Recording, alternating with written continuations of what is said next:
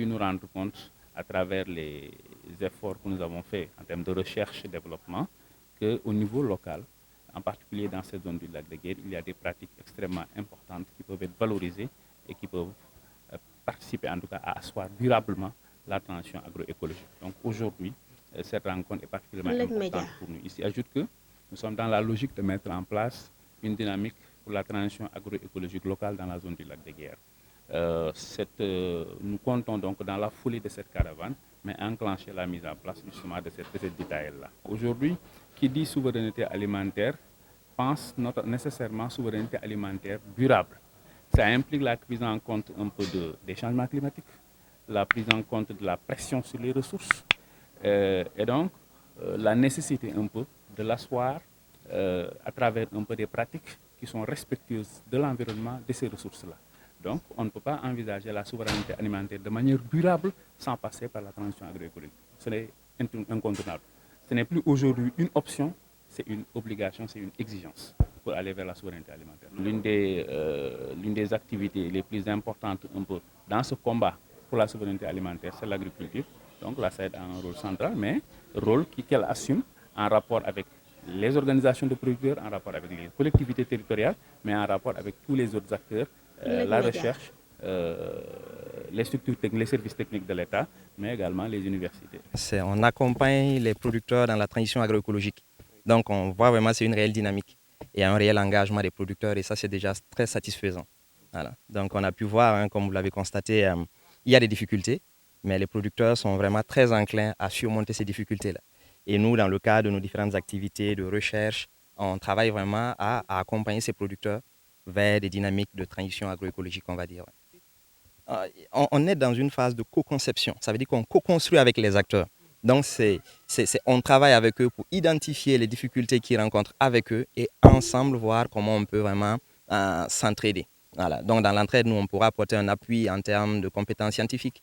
Et c'est aussi aux acteurs, en fonction de leurs compétences endogènes, qu'on pourra valoriser et vraiment pouvoir les accompagner à surmonter ces difficultés qu'on identifie. Bon, on va parler de difficultés liées à l'accès au foncier.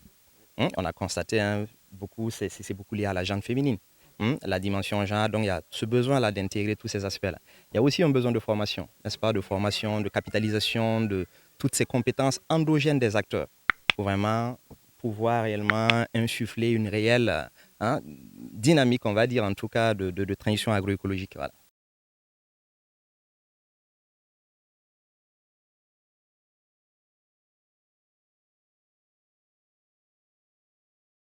ay at a ngi nii parce que tey dafa nekk li nga xam ni mënatul ñàkk dootul rek fii ci Sénégal loo xam ni lu baax la walla war nañ ko mën a def walla ñu ñàkk ko def mais tey la loo xam ne mënatul ñàkk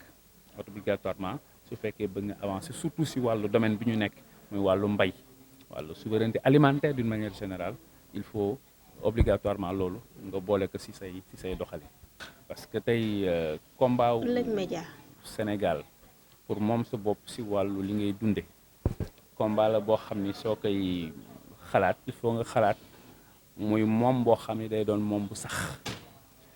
sax nag mënul ñàkk bàyyi xel yi nga xam ni tey moo gën a justifier ñu giital transition agroécologique lu mel ni tey li ñuy wax changement climatique soppeeku yi nga am yi tey yi nga xam ni dafa laal gàncax gi laal ndox mi laal suuf si donc tey xeetu mbay yi ñuy bay xeetu càmm yi ñuy càmm xeetu napp yi ñuy napp nécessairement il faut mu bàyyi xel loolu or transition agroécologique si loolu lay dox donc souveraineté alimentaire soo ko bëggee am mu sax nécessairement si loolu la il faut toujours nga def que si cadre boo xam ni ñi ngi ko seqal ñëpp ku si nekk day indi sa xalaat ngeen xàccandoo dóorandoo donc loolu SAED moom mos a nekk démarche am ñi nga xam ni acteurs yi nga xam ni yëpp aussi ñoo dajale ko si biir DITAES loolu moom mooy seen logique loolu mooy seen démarche loolu moo sabab DITAES te DITAES bi ñu ko taxawee léegi Sénégal aussi gis nañu ni am na jéego yu bëri yoo xam ne def nañ ko si wàllu transition agroécologique Sénégal. projet bi nii mu yaatale ñëpp nañu dem si mbay mu sell mi mu di mbayum bio moo gën ndax loo xam ne lii ni du la jox lu du rendement bu baax foo ko teg boo ñëwee da nga koy fekk mu gën frais kooku moo gën te ñun si loolu la ñu nu tàggat bu dee kii bi bu dee am na feebar defal nañu ne formation yoo xam ne dangay boole loo xam ne lii ni si réew mi la ne nga traité ko soo ko traité sa tool lépp lu di loo naaw di yàq lépp dafay dégagé wu loolu tàggat nañu nu si mbayum bio bi tàggat nañu si ni boo amee sa tool war nga si def garab yoo xam ne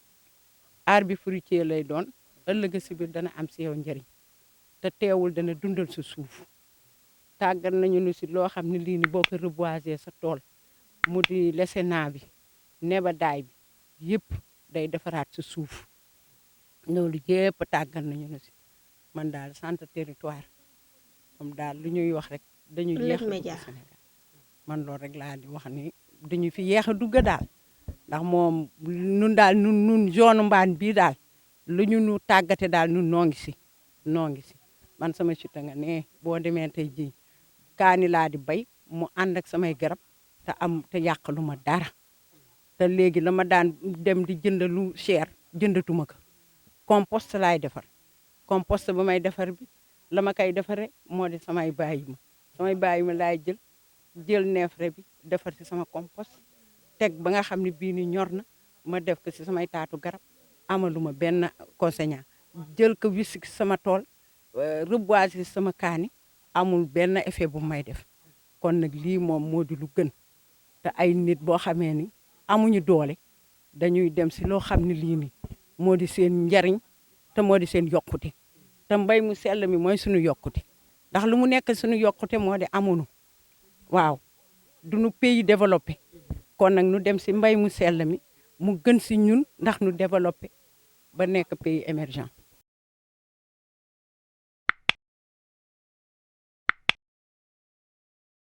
Audio Jungle.